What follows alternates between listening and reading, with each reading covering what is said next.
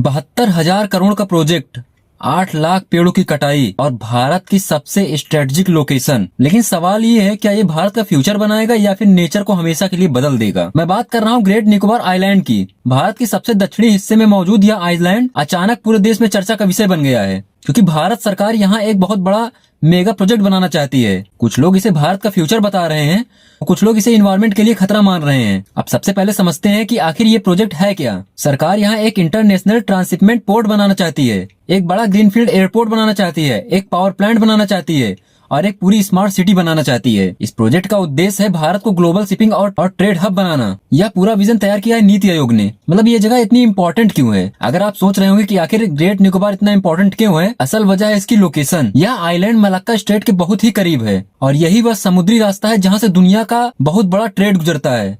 मतलब अगर भारत यहाँ मजबूत प्रेजेंस बना लेता है तो इंडिया ग्लोबल ट्रेड में बहुत बड़ी ताकत बन सकता है। सरकार का कहना है इस प्रोजेक्ट से भारत को बहुत बड़ा फायदा होगा, नई जॉब्स पैदा होंगी, फॉरेन इन्वेस्टमेंट आएगा, शिपिंग कॉस्ट कम होगी और भारत को सिंगापुर जैसे बड़े शिपिंग हब से मुकाबला करने का मौका मिलेगा। इसके अलावा इसका डिफेंस एंगल भी बहुत बड़ा है, क्योंकि इंडियन ओशियन में चाइना लगातार अपनी मौजूदगी बढ़ा रहा है। ऐसे में ग्रेट निकोबार भारत के लिए स्ट्रेटेजिक शील्ड बन सकता है। डिफेंस एक्सपर्ट मानते हैं कि अगर यहाँ मजबूत इंफ्रास्ट्रक्चर बनता है तो इंडियन नेवी की ताकत इंडियन ओशियन में और बढ़ जाएगी।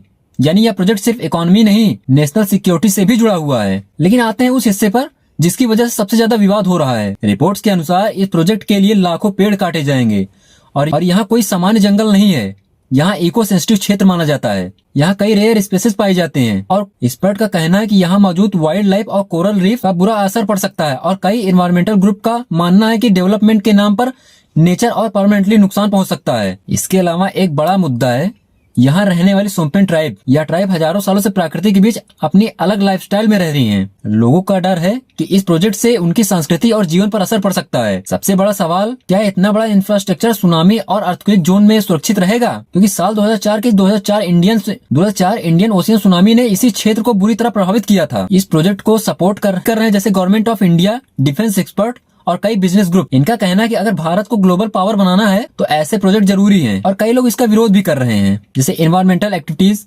साइंटिस्ट और ट्राइबल राइट्स ग्रुप इसका विरोध कर रहे हैं। उनका कहना है कि डेवलपमेंट जरूरी है, लेकिन इन्वायरमेंट और इंडिजिनियस कम्युनिटीज की कीमत पर नहीं। सच्चाई शायद इन दोनों के बीच में है। भारत को डेवलपमेंट भी चाहिए, जॉब्स भी चाहिए, स्ट्रॉन्ग इकोनॉमी भी चाहिए, लेकिन साथ ही एनवायरमेंट और प्रोटेक्शन की भी उतनी ही जरूरी है। अब सवाल आपसे है, क्या ग्रेट निकोबार प्रोजेक्ट भारत का फ्यूचर बदल देगा या हम डेवलपमेंट की दौड़ में नेचर को खो देंगे? अपनी राय कमेंट में जरूर बताइएगा। आपका एक कमेंट देश के लिए। जय हिंद, वंदे मातरम।